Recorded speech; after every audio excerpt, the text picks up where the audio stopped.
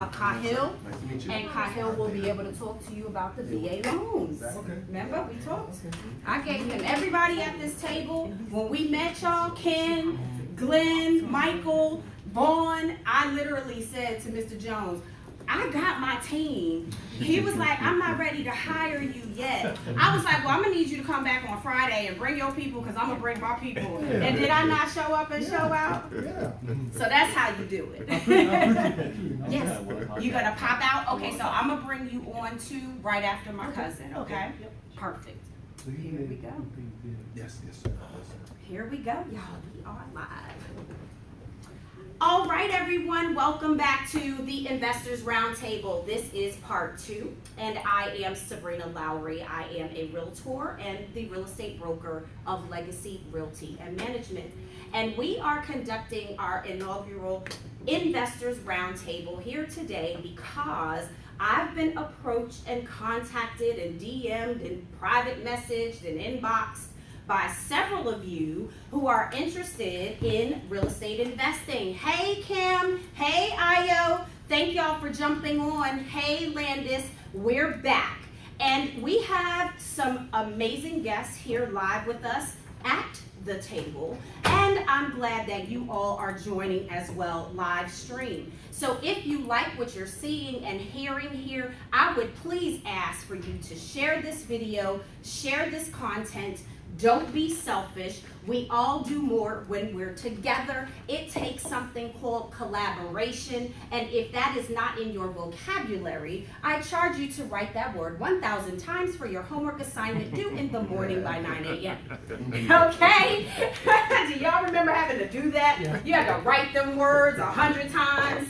So we are here collaborating, and thank you so much for jumping on, Michelle. Thank you. We have some live guests here in the building, and we also are going to have a very special guest jump on with us.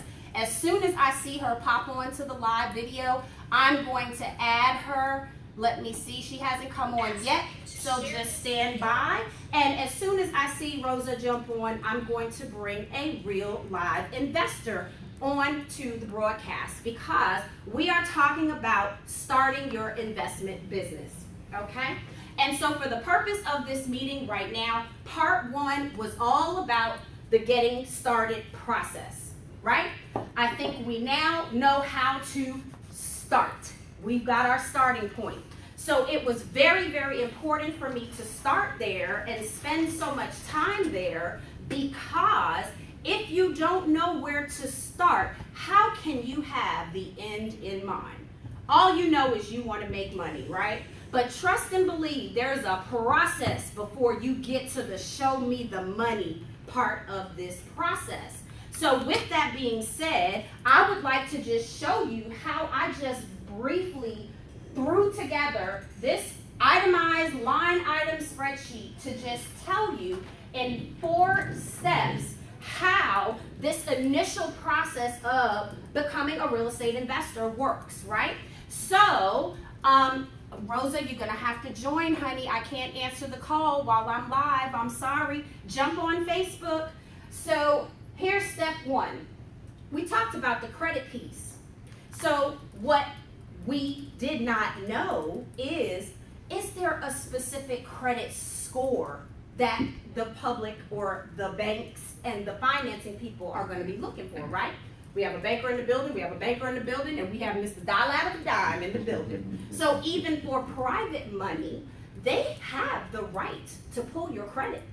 If you're joint venturing with someone, I don't care if there's money tied into it or not, they have the right to check your credit, okay? So that's point number 1, which is why I started there. For those of you that don't even know what credit bureaus you need to be getting your information from, I've listed them here for you. For the purpose of the screen, I'll have this PowerPoint available so that you can have this information. But we're talking about the 3 bureaus, Equifax, Experian, and TransUnion.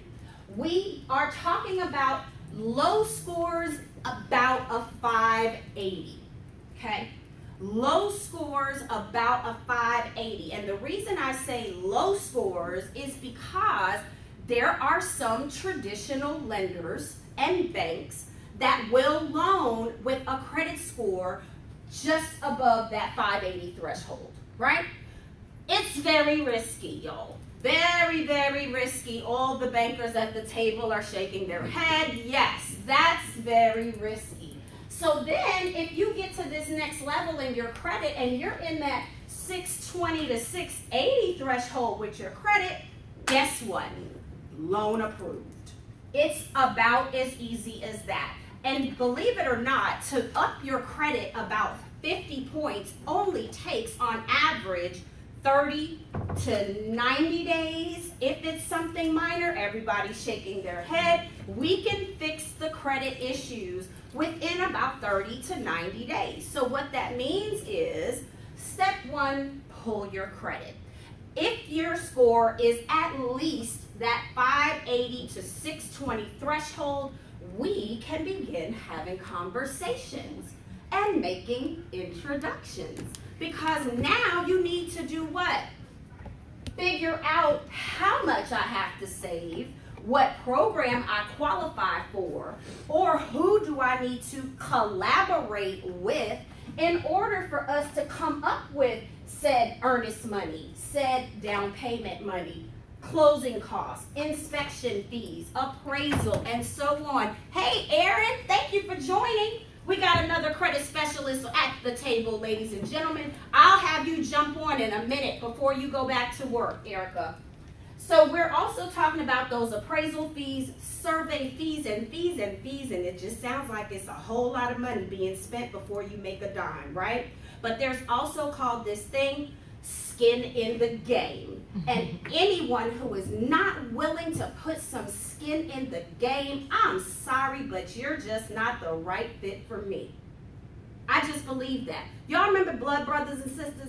Used to tick your pinky and pinky swear with somebody? Listen, that's for real in real life. I want to be able to pinky swear on some of these deals with y'all, okay? So in order to do that, I need to know that your stacks is right and your credit is right, okay? And that is then how we come to the funding sources piece. So now it's, how creative do I need to be? Do I need to get with Mr. Dollar out of a dime? Is this something that I can't go to Ken Igwe at Baker and Collins? Is this something that, because I'm an investor, Bank of America is not going to touch me with a 10-foot pole? Listen. See, even he did his head like that. I'm just saying, okay? So it's important to me that I have funding sources for my investors. Because those that can't go traditional with Bank of America, they are so right in line for Baker and Collins products, right? So then you're like, I got another no, and it's your board table. Sabrina, you told me the people was gonna give me some money. Well, I didn't say we were done yet. Now we're going to come to the creative financing strategies, because now you might have this inherited property worth a whole lot of money that's a nice collateral that some private money source would be willing to finance you.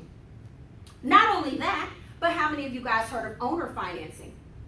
Show of hands, thank you. Owner financing, also creative financing, these are the types of things that we're talking about. Look, I even wrote angel investors. How many of y'all got people that in the back, they're like, I'll give you 1,000, but don't you tell my mama. Don't you tell nobody, because I don't need anybody thinking I got it like that. Don't they act like that? All of y'all. You know, you got some cousins and stuff. So, with that being said, well, how about a gift? Gifts are allowed. Okay? Banker shaking yes, yes, and yes. As long as it's documented. You got a paper trail that the person who's giving the gift is able to say, especially if it's over $10,000, which any transaction of cash over $10,000, it's got to be reported to the IRS now. So you walk in the bank and make a bank deposit over $10,000, you know these things start going off in the back like, where they get that from? Okay? Even when my closing commissions come in, it's that kind of thing. So Rosa, let me answer this call. Let me see if this works. Rosa,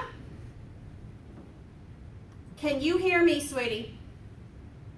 Rosa, I need you to go into the Facebook group and you have to watch the live video so that I can accept you.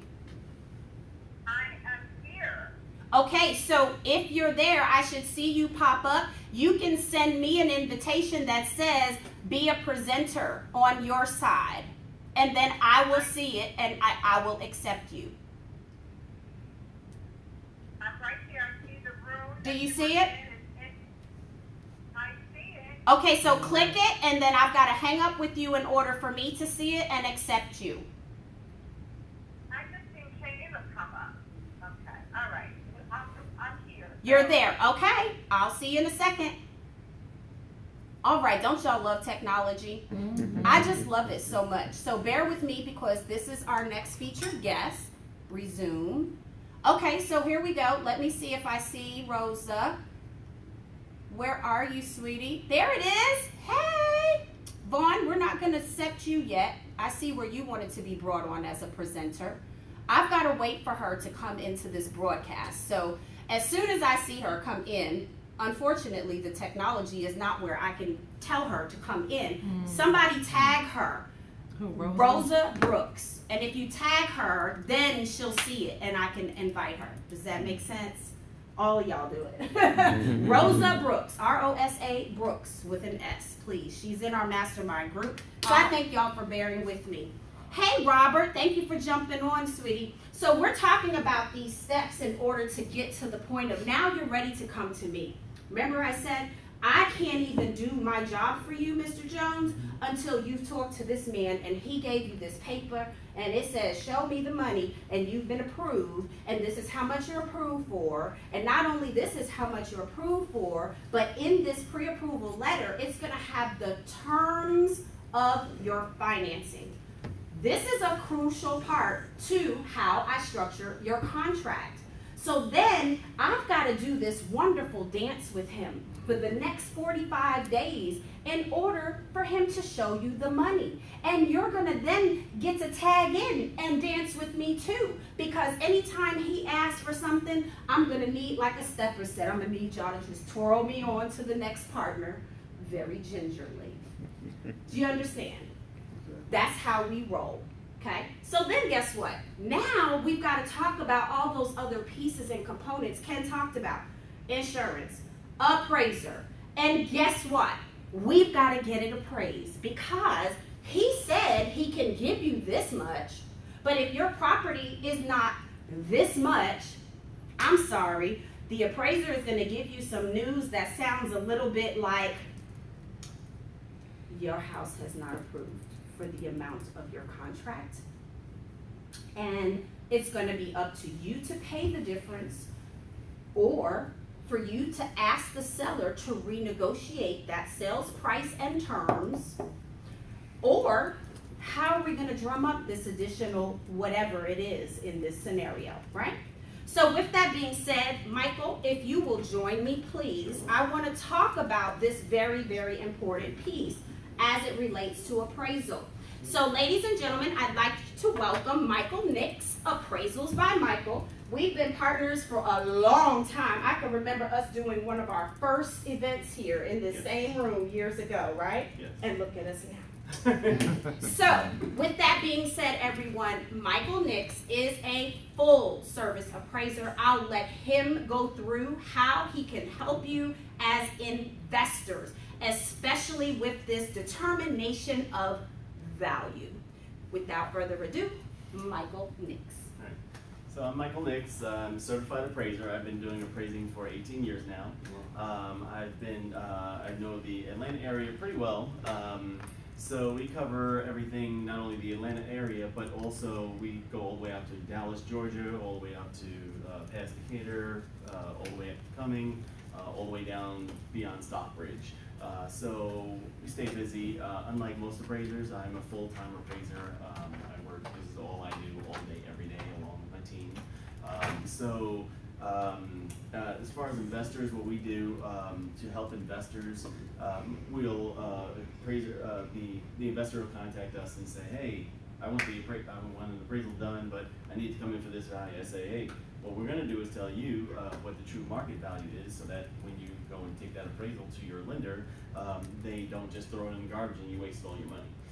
So we don't necessarily meet your needs, we meet a true value need, so that you end up with a value that you can actually get lend money on. So with that, we will tell you, of course, these are the items that you can repair the house and update the home with, so that you can get a loan for your loan to value, get a as repaired value for your loan.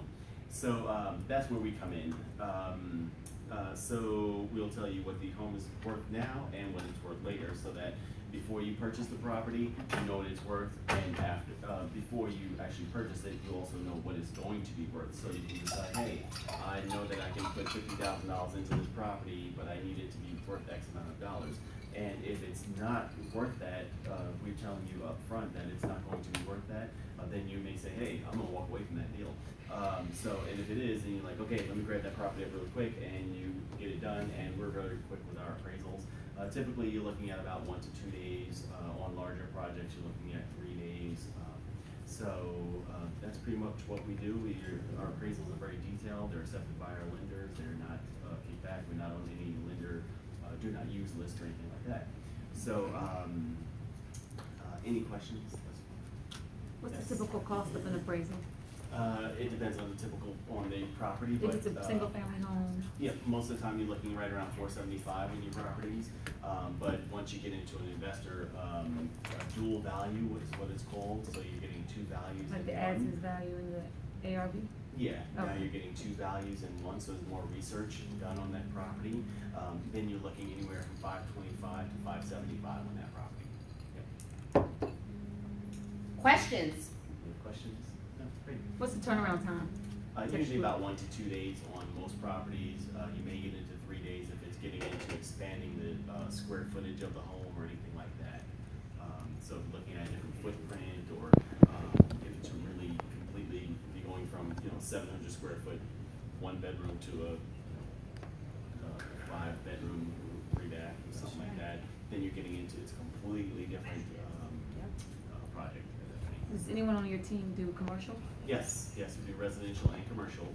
Commercial, you usually looking at about 5 to 7 days, unlike most firms, which could take 2 to 3 weeks to get an appraisal back to you. And is that the same cost?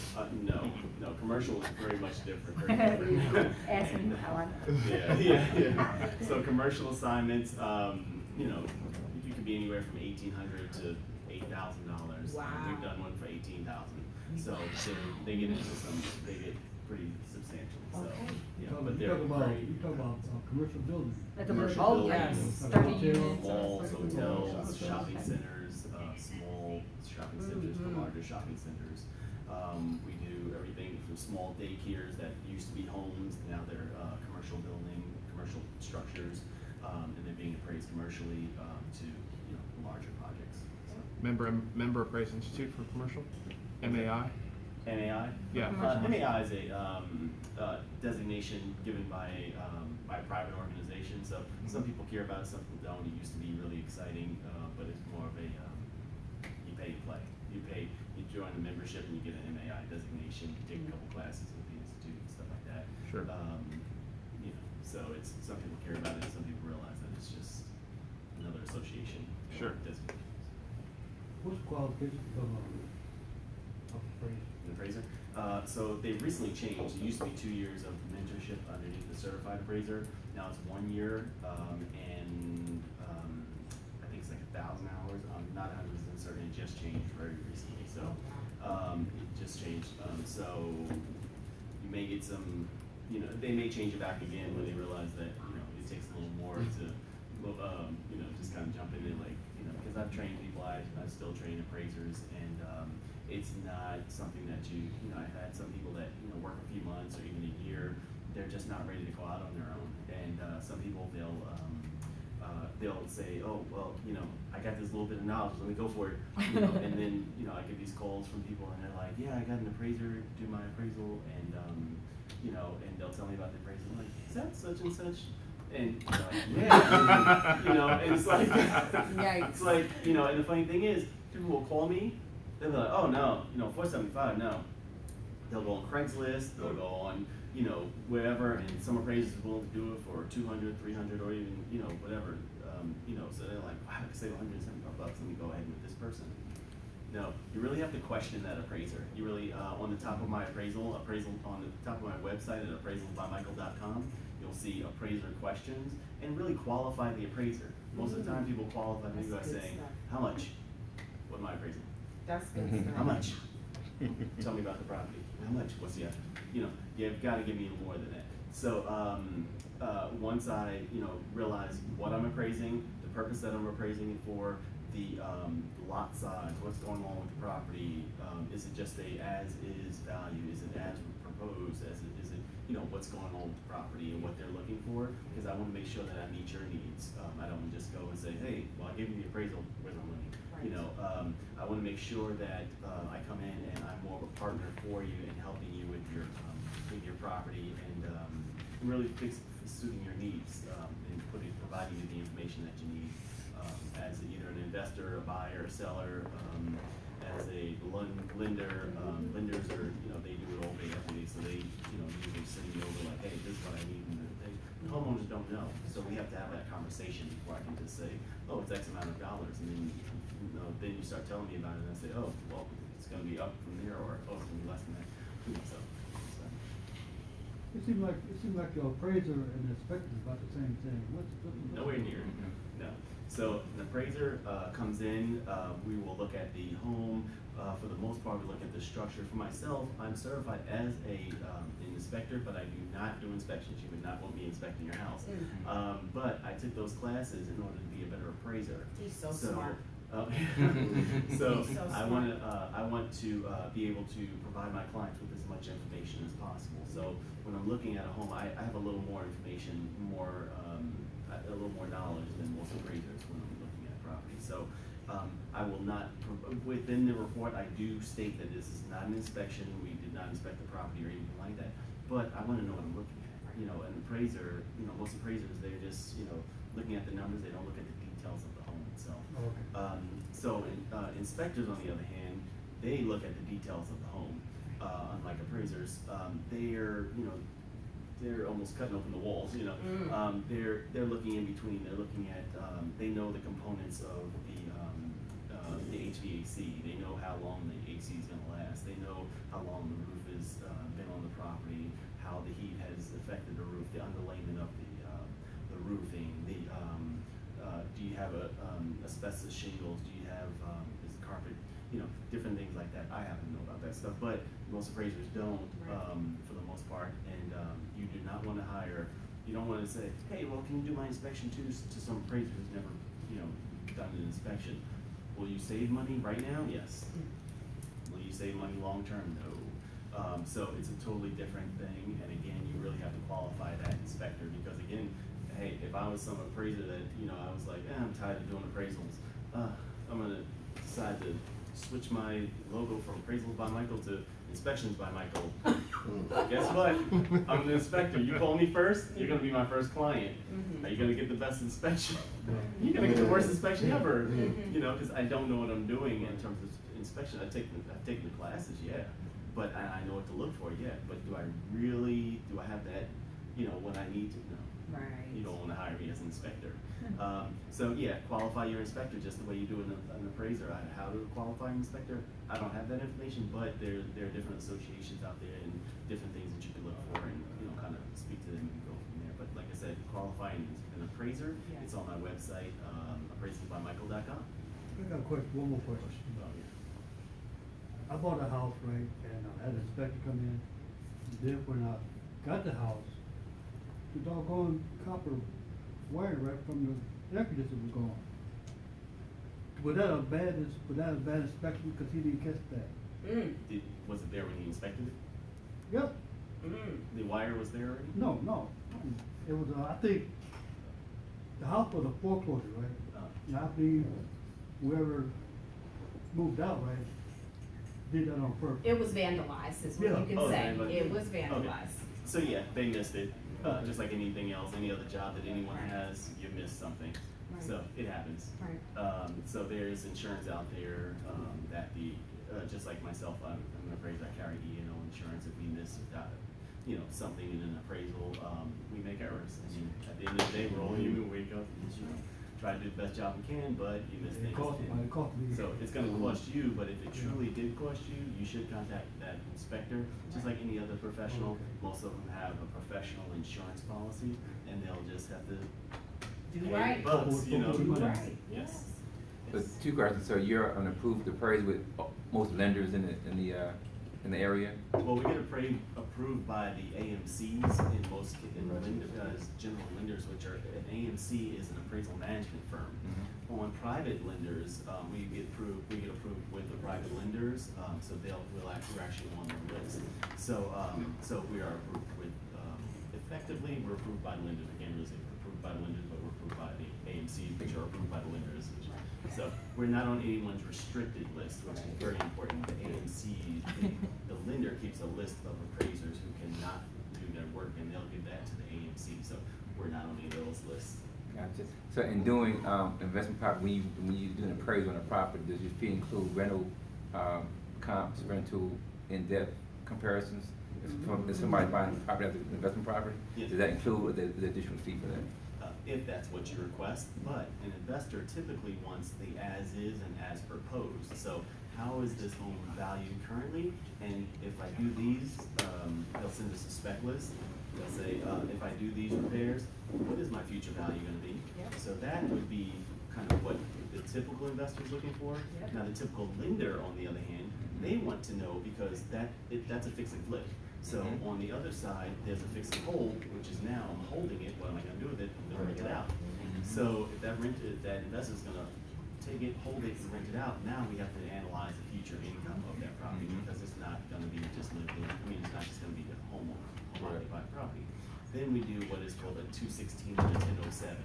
With that 1007 and the 216, we're gonna analyze not only the rental rates in the market, so we use comparable sales typically in a property. Now we're using comparable rentals in the area. So we take those comparable rentals, we take that, and let's say if it's $1,500 a month of income coming in, it's not just $1,500 and that homeowner gets to keep it in his pocket. Now he has to, and we also analyze what the age of the utilities are, what the age of the appliances are. How is the flooring looking? How is we have to figure out how old these items are. Then we have to analyze how long they're gonna last, and two, what is the cost of replacement? We take that cost of replacement, do a quick mathematical thing there, and then we figure out that $1,500 is now $900 because we have reserves, what's called reserves. So we take those reserves and out of the total income that's coming in, and then based on the items that need to be replaced or are going to have to be replaced eventually, and we do that calculation. Great. Yes. Not really a question, more so a personal testimony. We've used Michael a number of times for our appraisals. For some of our appraisals, he's done an amazing job. He was responsive, he was on time, he got us the value that we thought we were gonna get. And actually there was one that we didn't, we may have kind of overestimated the value. And Michael shared that with us as well. So it's always good to kind of share with folks the wins, but you also kind of share with them sometimes we make mistakes, and that's one of the reasons why we hire folks like Michael. So I definitely would recommend Michael to anyone who's looking to start an investment project, whether it's a fix and flip, renovation, or commercial, even rental as well. And I would like to second that testament. So for all of you that are joining us live and you're not here, I do want to let you know that Michael Nix is a professional. He is excellent at his craft. He is very skilled. I have used him specifically in the fix and flip appraisal situation, meaning my foreign investor who would never have boots on the ground here in Georgia was ready to purchase a property. I contacted Michael immediately, like, we're having some challenges on what this after repair value is going to be versus what he's thinking it is, right? So guess who saved the day? Michael, yes, because now I don't have to have that argument. Now it's coming from a third-party source that represents the investor, meaning the investor paid his fee, not the lender. The lender's appraisal is the lender's appraisal, even though you're paying for it, okay? But in the case of this investor, we needed to know, what is this house going to sell for if we put these things in the house? So kudos to you for making that happen for me, because otherwise we would have been in a stop and hold position, and it turned into a buy and hold because they over projected the values, to Ken's point. Does that make sense, everybody? So you are an invaluable partner to this team. I will continue to refer you and do business with you, Michael. And I hope that if there is anyone here that uses your service, that the continued testimonials and blessings be on you, my friend. All right. Thank you so much for coming. Ladies and gentlemen, Michael Nix, appraisal by Michael. Make sure y'all connect with him. He is here as a legacy mastermind, okay? And so if you are not connected with Michael Nix, that's N-I-X, be sure to do so. Next, I want to go ahead and bring up Mr. Glenn. Glenn Gasper is a very skilled professional in the space of wholesaling. You ask me questions about how do I find deals to find deals, right? So, you know, there's this saying called driving for dollars. You ever heard of that? Anybody at the table heard driving for dollars? Okay, so driving for dollars is something that he built a business on. Identifying unlisted properties that he can convince the seller to work with him as a wholesaler to then bring an end user / buyer to the table, and then that assignment is given for a fee. Do you understand? Wholesaling is a business. So, ladies and gentlemen, without further ado, those of you that have been asking about this space of wholesaling, I could not give the floor to any other professional in the business than Mr. Glenn Gasper. Thank you so much. Thank you so much. All right, good afternoon, folks. Actually, you know, some people try to make wholesaling this real elaborate thing, but I think that's, in my opinion, though, that's for the people that don't know how to do it. I think wholesaling is really simple. You know, I think many times over, people make wholesaling complicated. And if you look at wholesaling in and of itself in the most simplest form, you think about how Walmart sells their products. They buy them wholesale, the ones that they don't make themselves personally, and they sell them retail. So when we go and buy, they've actually gotten them manufactured from someone else, and we go and pay that markup that they've created from the person, the company that they've gotten the purchased it from as a manufacturer. And that's it in the simplest form. However, wholesaling in real estate, it's slightly different, because those of us that are wholesalers, we provide a product as well. And as Ken mentioned earlier, wholesalers can be very invaluable, because I'm an investor as well. You know, I look for properties and I fix and flip and do all that. And wholesalers can be a valuable commodity in the sense that they can bring a product where I personally don't want to go out and find myself. You know, I don't have the time. You know, I may be doing 100 other things, and I could rely on a good wholesaler to bring me the product that I'm going to eventually fix and sell. Now, the challenge in many cases is people, I think, are not as educated about wholesaling as they should be. And what happens in that situation is they don't negotiate on the front end with the seller properly, and they don't get the number to where it needs to be. You know, and Ken talked about maximum allowable offer. I think that's something that we've gotten away with. That's, the hard money lenders have had to actually come to conform, unfortunately, to where the numbers are now being fudged in a sense, where they don't negotiate them on the front end properly with the seller. You know, now of course it's the seller's market, so the sellers can almost name their price. But as wholesalers, if we're the first line of contact, I was going to say defense, but the first line of contact, we should be educating the seller on what is happening in the market. When I teach wholesaling, I always talk about it being a win-win-win situation. That's right. Where the seller wins, the wholesaler can win, as well as the person that's going to fix it and sell it can win. And what happens in that process, if you negotiate it on the front end with the seller and help them understand, this is the best price I can offer for this property, and this is the reason why. And you give them, you know, an outline of what's happening with the property, the things that will need to be repaired. You don't tell them that it's ugly a property, which is probably it is, probably an ugly property. But you give them the specifics on why their property is valued based on what you're going to do with it, right? And then help them understand that this property is going to be repaired. This is the amount that's going to cost to repair it, and then we're going to have to, you know, pay costs to sell it in the retail market and that kind of thing. Yep. But we've gotten away from that, and I say we, not me, but I'm just it's people The general population the general of population of wholesalers. wholesalers have gotten away with that, because what I've heard in the last couple of days, believe it or not, it's so interesting. I've heard a wholesaler say, I just get the contract with the seller, and then I try to shop it to the people that are gonna buy it, and if they don't buy it at the price that I shopped it for, then I go back and I renegotiate with the seller.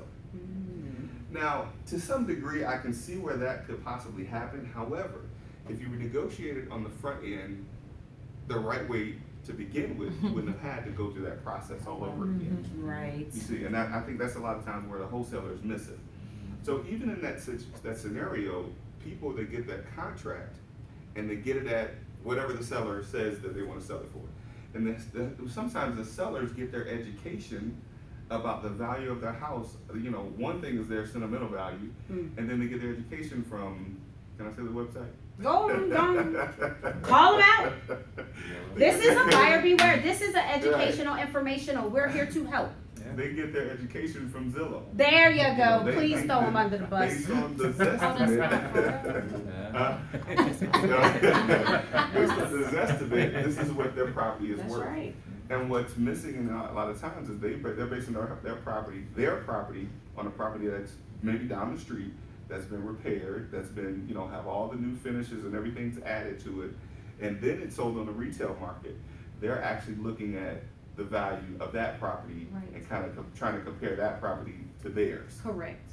And I think, and for those of us that are experienced wholesalers, we should know enough about the market to explain to them that that property is different than yours. Correct. You see, and helping them understand that this is what it takes to get that type of property to sell on the retail market. It's gonna take this amount of money, but that's the other thing that wholesalers miss, is they don't know how to evaluate the property and know the types of cost that it takes to get to that retail sale. They don't know that it's gonna take $80,000 to fix this property up. So that very important piece of information that they're missing is what they don't share with the seller. So when they don't have that, and the seller's not educated about that, and they accept what the seller says that they're gonna set for their property being sold for, then they pass that on to somebody like myself or somebody else that's gonna fix it and sell it. Right. You know, the second portion of that is the person that's gonna fix it and sell it. I'm finding that a lot of them are not educated as well. Are you seeing that, kid? You're having people. That's why we're on it. Yeah, they buy those properties and they don't look at all of the costs associated That's with it. right. They don't look at the cost of the money. They don't look at the holding cost. They don't look at the utility costs they're gonna incur over the time that they're gonna have that property while they're repairing it. So that information gets lost. So you have someone that'll buy a property from a wholesaler who didn't negotiate, who, I won't say take advantage of a person. I won't say that. That doesn't happen. That doesn't happen, does it? Yes, they didn't inform them. Right. Right away. You know, the lack of information, we'll say. That's right. They bought this property and they put down, you know, probably a lot of extra money because, you know, Ken is not gonna go above a certain amount. That's right. Yep. So they put down extra money and they look at what they could potentially sell it for as a retail, and they don't look at the specific profit margin that they should be looking at, net profit margin. That's right. And, you know, sometimes they'll look at it, and I've had, you know, investors that I've worked with, they say, as long as I make $10,000, I'm okay. I'm like, you're gonna do 9 months worth of work. potentially. Right. Right. 9 months worth of work, potentially.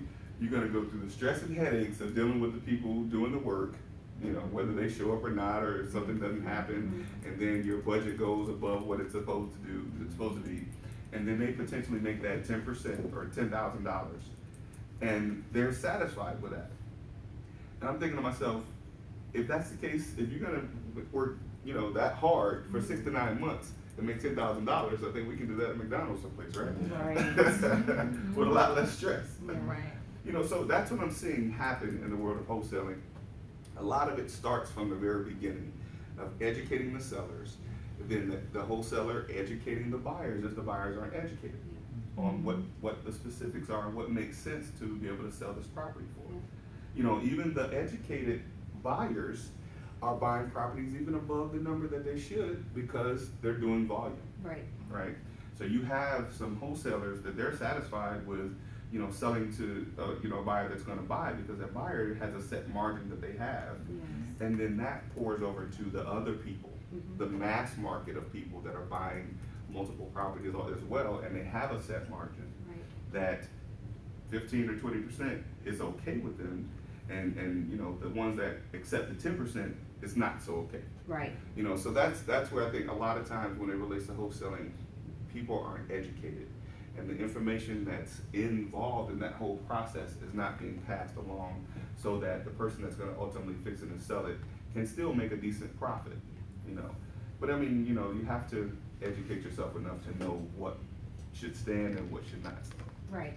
You know, so we're gonna be talking about this tomorrow at the State of Wholesaling Revisited. Awesome. Go on, pitch. Tell the Oh, people. okay. They need to hear it. I didn't know. Tell them. So this is the topic that we're gonna be talking about tomorrow at an event called the State of Wholesaling Revisited. Okay. I say revisited because we did it before. Okay. We're gonna be talking about the do's and don'ts of wholesaling, some of the things people should be paying attention to as far as education wise. You know, what's acceptable and what's not acceptable. You know, what the wholesaler should be educating themselves on how to have a conversation with the seller.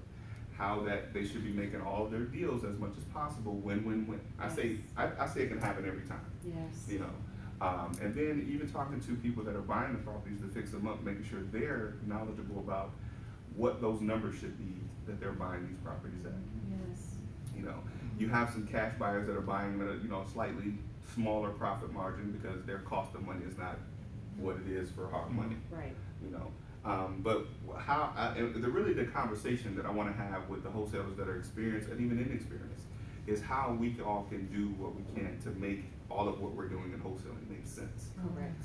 Because in my opinion, the way it's going now, we're rushing the bubble. You know, and real estate as a whole, believe it or not, because wholesalers have become so vital in the transaction. If they're not doing it right, they're going to be a part of the major problem that we're going to have with the bubble coming. Right. You know, it's coming. Right. You know, so, Right. but that's the extent of Yes. what I have. I mean, So I'm gonna give you a perfect segue. So I'm sorry. I'm gonna. Oh, go ahead. Oh, I'm sorry. The Yeah. event is at Coconut Grill in Norcross. That's 4181 Steve Reynolds Boulevard. And it's from 11 to 1:30. So here's what I would like to do now, because wholesaling is one avenue of investors getting properties, but I also want y'all to know that wholesalers are ways for anyone to get properties. So I'm actually working with 2 buyers right now that are open to rehabbing a property that they will live in. Okay? So I'm gonna segue and shift from now I got my wholesale deal to my traditional mortgage banker, Bank of America, who is going to fund my deal with an FHA 203K loan. Mr. Cahill Shep, please just make a brief statement so that the people will have some information, or tell me how to tell them to contact you, or whatever you want to do. Well, Bank of America, we don't do 203K. Oh, okay, so that's fine. So listen, so then you have to tell us what y'all can do Okay. in the space of an owner occupied. Okay. Right, so I know very clearly, BOA may not be your preferred investment partner. Do you understand? But they are still We can a also- partner. So I want Cahill to explain the products and the services, because I don't want to do a disservice to you all.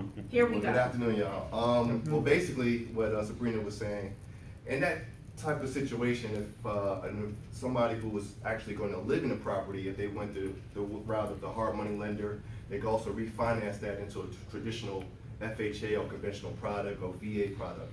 So that's definitely an option after 6 months. They can definitely refi out of that program, because I think hard money, typically around 12 months is pretty much the limit that they want you to be in. Okay. So within that 6 to 12 month range, after you repair the property, you can actually go to a traditional FHA, VA, or conventional product. And that's a refinance? That's a refinance. Okay. That's a refinance. You refinance yourself out of that particular loan. Okay, I needed them to hear that, Yeah, okay. yeah.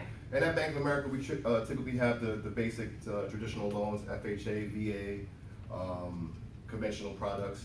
We have a great conventional product for 3% down for typically for new home buyers. It's a conventional product, so you don't have the structure or FHA restrictions that FHA requires. Financing. Right now, we're running a promotion for our VA loans and our affordable home loans, the conventional loan I just mentioned. $2 cash back, you get $200 within 30 days after closing, with those 3 products. That's pretty much pretty standard. We go down to a 620 credit score requirement. Lenders Not big away. yeah, higher is our credit score requirement. Question? After he asked, I want you to talk about the real estate part, the partnership that I came to. There's a lot of realtors watching. Gotcha. Okay. What's your question? Could you create more than one? Yes, you can. Question. You Good can. question. Depending on your eligibility. I was told you couldn't. It depends on a couple different products and things that we have at Bank of America, a couple technology things that's changed in the past couple 30 to 60 days.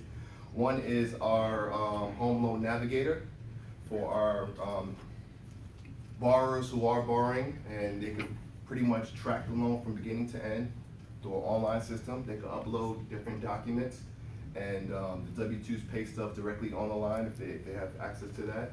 So that's definitely a great services that we have. And we also have what's called the real estate portion in in the Bank of America system.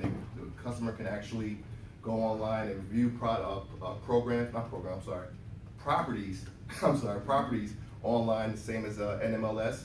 And we also can sign up different realtors, and they have a space in the system that will have their advertisement, their contact information, co-branded in the actual little system. I wish I had something to actually. I'll do it because I'll show mine in just a second. Okay. I have a live question. Okay. So, do they do Fannie Mae home style for renovation? No, unfortunately we don't. Okay, Yeah, Michelle. unfortunately we don't. There you Sorry, go. Michelle. Yeah. Unfortunately Yeah, we she's don't. a realtor too. So Okay. we're trying to help our clients, so Exactly. everybody that's watching today, it's the benefit of all the people. So I thank you so much No for problem. Thank you, dropping Sabrina. in today. No problem. Do Let's y'all bring that have any other questions for Kahil? Yes, go ahead. You said 100%. Financing for VA loans, that means no down payment. The closing cost is gonna be excess to that, but that's between you and Sabrina to work out with the seller. But as far as down payment is 0% down. Yes, sir. She said thank you. Oh, you're welcome. You said you can use VA multiple times, but FHA only once. Yes. Is that to buy multiple properties or? No, one just time? one property and it's owner occupied. VA does not do investment properties. Okay. Or any non-financing, non-occupied property, VA does not touch. So you could do, Multiple conventional and VA properties. right, so if it's a Depending on multi-unit is yeah. what I'm getting at, a duplex maybe, a a quad, right? Anything under 4 units. under, right. 4 units. Then you could use your VA because you will occupy one of those units. But if you have no intention of occupying any of that, this product is not for you.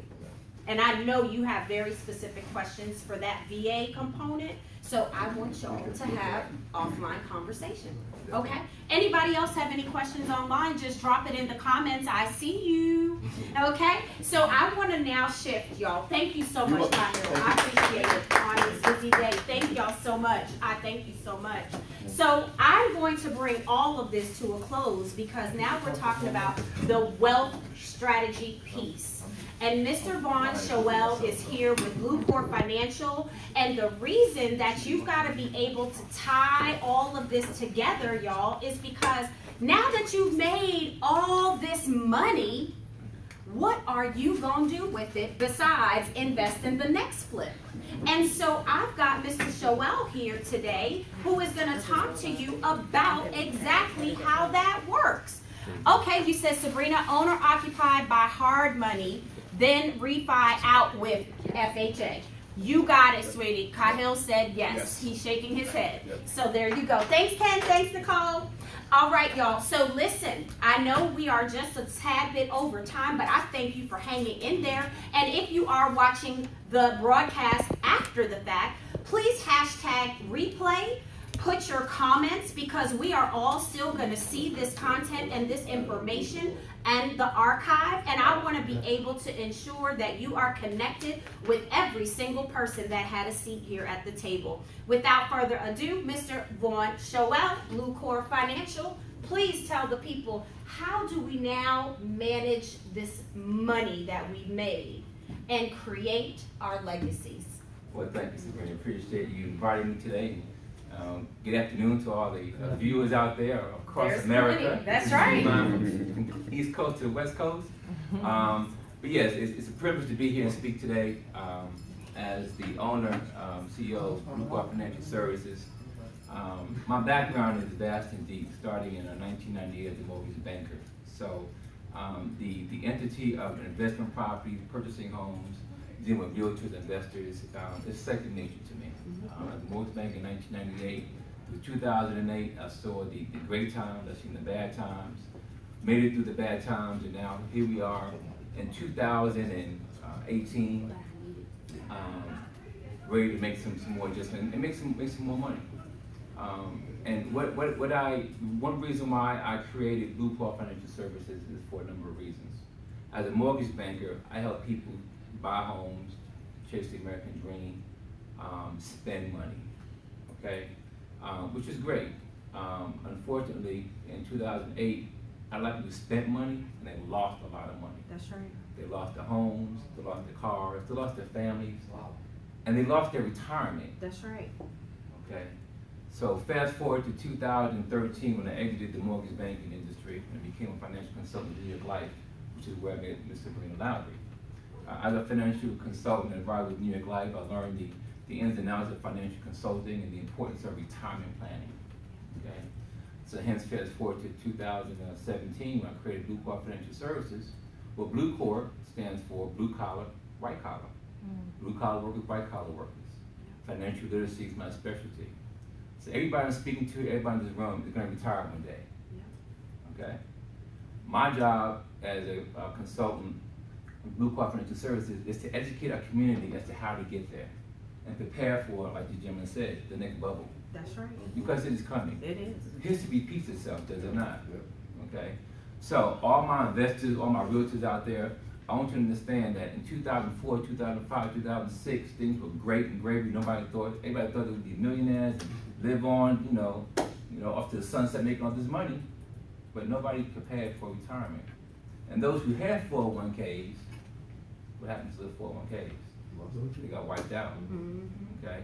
So, hence the Blue Core Financial Services, my goal of financial literacy, not just with the investors and realtors, but I work with public school teachers, I work with the youth, I volunteer my time, I speak at churches, because I feel deeply embedded about educating the community and become financially stable and empowered.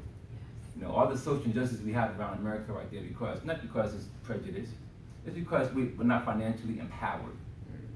So we become financially empowered, okay, by doing things with the money that we're making from investment, from working. Then we have more say-so in our community when it comes to politics, when it comes to voting, when it comes to, putting in programs and plans. So it's deeper than just, making money. Okay, it's about when I make money, what do I do with it? So I'm an advocate for protecting your assets, okay, accumulation tax-free, and distribution of your money tax-free. Did we get to the end? I was trying to reconnect. Oh, okay, so Wi-Fi, I'll sit up here. Yeah. Okay, thank you. So those are the areas that I specialize in, okay, and work with individuals that want to retire, as well as small businesses. I've already retired. Well, great. Well, now as you venture into the investment arena, Those are okay? still on, so you're good. Okay, so as you venture into the investment arena, you want to put your money somewhere where it's gonna work for you, Yep. okay? Because at the end of the day, we all work to do what? To live. That's right. And we're all gonna retire one day. That's right. So from here, from 2018 on, let's come with a plan, which I can help you guys do. Sit down with me, we do a financial analysis to see where you are, personally, professionally, and even as a business, and I can explain to you strategies that you can take advantage of to help create more income, retirement income, or more income from a tax-free standpoint. Tax-free. Tax-free. Tax-free. Like those Now, Right. now, as a former veteran myself, retired Army after 12 years, I work with veterans as well. And not everybody has the luxury of having retirement like we do, okay? So in order to have a solid retirement plan, we gotta have what's called delayed gratification, okay? One reason why this bubble is gonna come again is because the first time, people got greedy, okay? And it wasn't the mortgage bankers. Because as a mortgage banker, guess what? All we do is process loans. We don't create underwriting guidelines. We don't create programs. We don't take risks on, what we put out there. Wall Street does that. The bankers do that. So as a mortgage banker, all we did was our job, okay? And if we didn't do our job right, we're looking for another job, okay? However, nowadays, we got gentlemen, as my gentleman mentioned earlier, that the bubble is coming because people, the market is turning back around, but now you see more investors taking more risk. Now you see credit scores being lowered for qualifying programs again. 3, 4, 5 years ago, you had a 640, 650. Yeah. Now you're down to a 580. Yeah. Wow. Okay, so you know what? It's coming back around, but we gotta be patient. We gotta understand. Okay, get ready for the bubble. Have that money to the side. Have that money work for you. There's one product that I wanted to speak about today to my business owners. It's called an executive bonus plan. Okay, an executive bonus plan is a solution that has been around for a long, long time. Insurance is one of the oldest professions that are out here. Okay, it's been around for hundreds of years. So there are IRS regulations and tax codes that allow you to take advantage of insurance solutions to benefit your business and benefit your family. And one of them is called executive bonus plans. So an executive bonus plan is exactly this. If you are a business owner, okay, you can take out a bonus plan on yourself. Okay, meaning the company, say Legacy Yeah. Realtors, okay, Yep. can take out an insurance policy on Sabrina. She's the owner. Yep. Okay, that insurance policy is going to protect the business from unexpected emergencies. It's going to protect her health. If anything happens, she can use that that policy to take care of any terminal illness, critical injury, heart attack, stroke, what have you. Then also, if she doesn't use any of that, it's going to accumulate wealth, tax-free. Now, as a business owner, the money she's paying for that premium is tax deductible because it's a business expense and it's a business That's how write-off. you do it. Okay. Makes sense.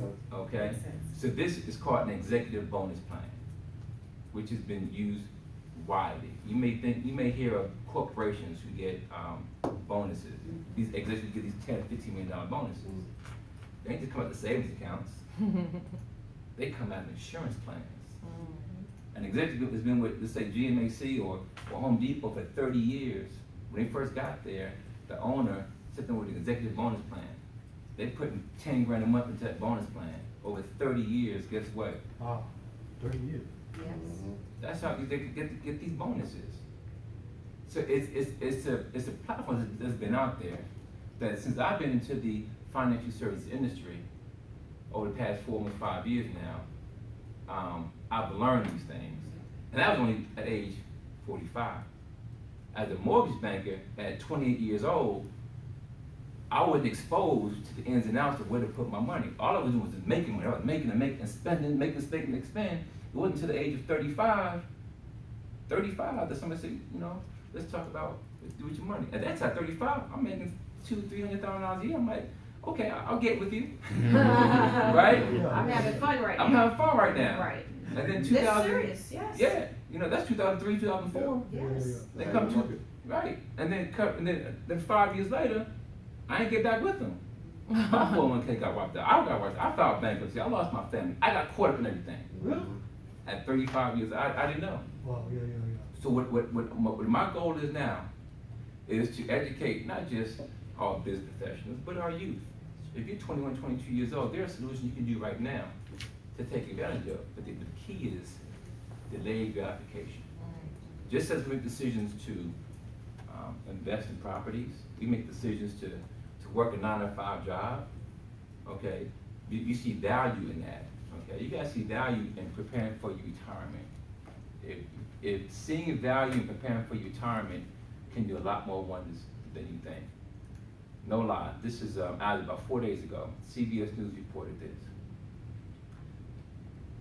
There are over 70% of the 65-year-olds right now that are retiring have filed bankruptcy.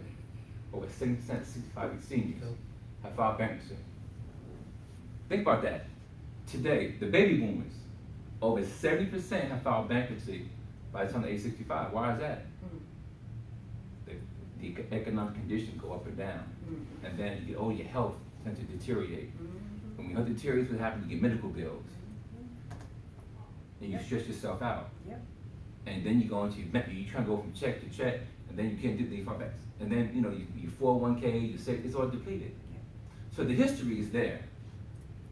Okay. So what my priority is to educate our youth, our middle class, our middle aged to prepare for the next 15 and 20 years. And the entrepreneurs. Yes. Because as entrepreneurs, it's not like, back in the day you can go work for Ford or work for GM, and get a pension, get a retirement. There you go. Those retirement plans are almost non-existent unless you work for a public sector. Right. Fire department, police officer. So, but as entrepreneurs and investors, you gotta take your retirement by the sack. Yes. And make some decisions right now. I like that, right? You gotta make, you have to. Yep. You have to. Because you can make, $50,000 or $500,000. You gotta prepare, you gotta put money to the side. Yep. And I help individuals put money to the side and take advantage of the tax code. I work with CPAs, work with accountants and investors and business owners. And it's really gratifying to share this information with people. Because until I was 35, I didn't know. Okay, that's 15 years ago. And a lot of 35-year-olds, 40-year-olds right now, even 45-year-olds that don't even know. So it's my job to help bring that to the forefront. So as you're making money when you start investing, put 20% to the side.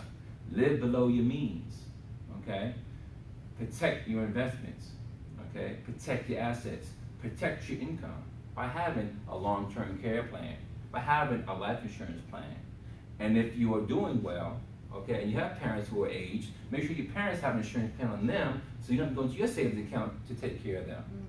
Make sure your family members have a long-term care plan set up so you don't have to, stress about how you're going to take care of them. Pay a couple $100 a month to take care of your relatives, okay? And then when it comes to children, they're driving. If you have 18, 19, 20-year-old, have an insurance policy on them that builds cash value, okay? And is a living benefit as well, okay? And will grow. I work with teachers and speak about the retirement plan. I got teachers whose parents 20 years ago set them up with an insurance plan. They got $300,000 in their plan that they can use for the retirement in addition to. And they got a lot that are 50 years old and it's too late. Or they need to put a lot more into it to catch up, to maintain that lifestyle.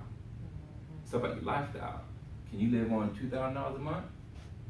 Or do you want to live on $5,000 a month? Or do you want to live on $2,000 a month and go be a greeter at Walmart? Or do you want to make $5,000 a month and travel the world and be with your grandchildren and relax and play golf? All depends on where we are in life. It's so real. It's so real. It is so real. Yeah, right now I'm 69 years old. It's too late for me? Never too late. Never too late. That's why you're here, Richard. Okay. That's why you're here. I didn't talk to you about, you said, let your money work for you. Exactly. I need to learn that. And that's why I'm here. That's why I told you, I'm bringing all my people. That's You've why. met everybody I promised you that you would meet at our initial consultation today. Sure did, I appreciate you, kept your word.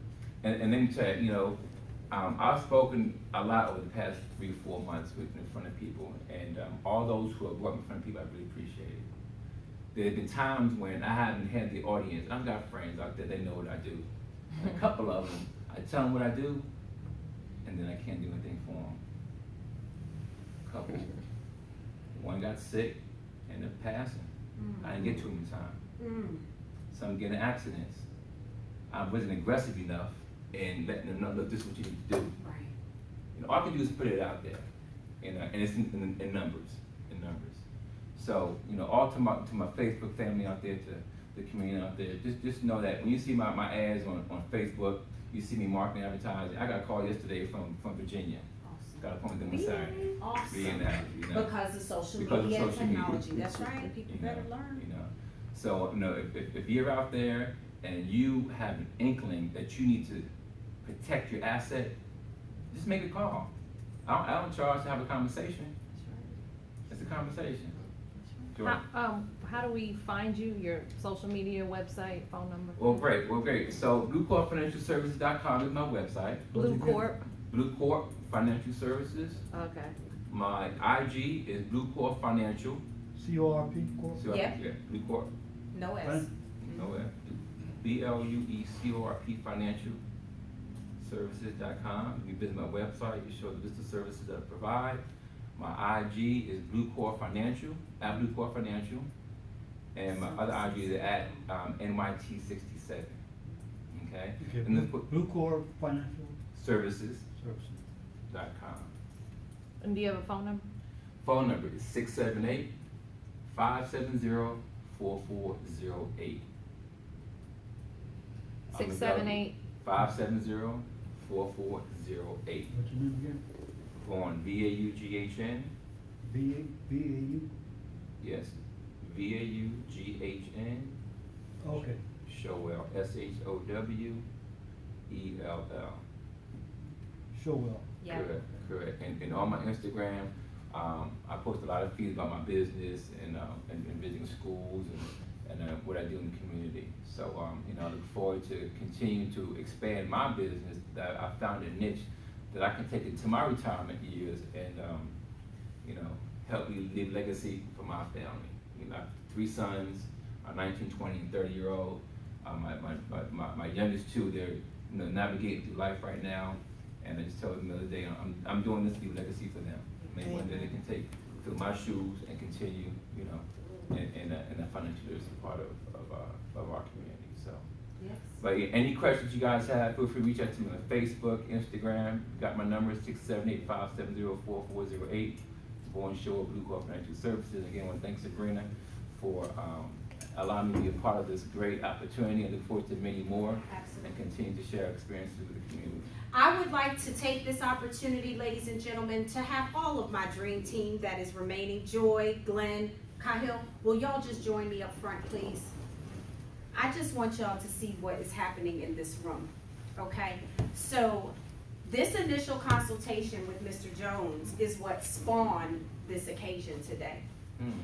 The reason I had to literally bring y'all to the table is because he told me no after the consultation. Do you understand? So just think about how that happens, right? He meets you and he's like, no, not right now. He meets you, no, not right now. That was some great information though. He gets with you, yeah, but you just don't have that investment strategy. He gets with you, I know I'm gonna need a photographer for all of these houses I'm gonna put in my portfolio.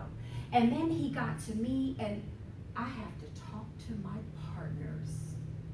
So I'm here because as my partners are here, arm in arm with me, we are ready to deliver for you, sir.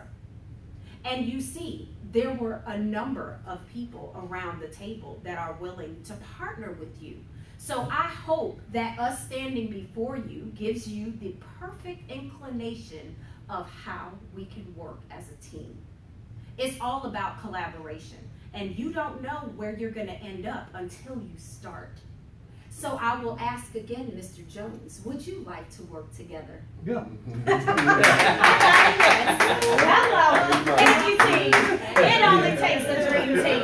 It takes a dream team, ladies and gentlemen. And so with that being said, I would like to go ahead and thank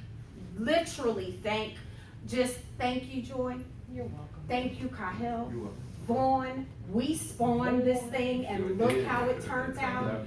Glenn, you jumped on at the 9th hour, and I so thank you, because the opportunities are endless. This is not the first time that you're gonna see the dream team, and I'm hoping that we'll continue to be able to convince your other partners to also align, if not one of us, all of us. Because it takes a team to make the dream work. So with that being said, everyone have a happy Friday. It is my anniversary, so now I get to celebrate. Shout out to Mr. Lowery, I love you, baby, and I'm coming home. All right, and I'm coming home. So thank y'all, thank you so much. Okay, this was awesome. Awesome. I think I've sent you guys an email already. Well, I need yours.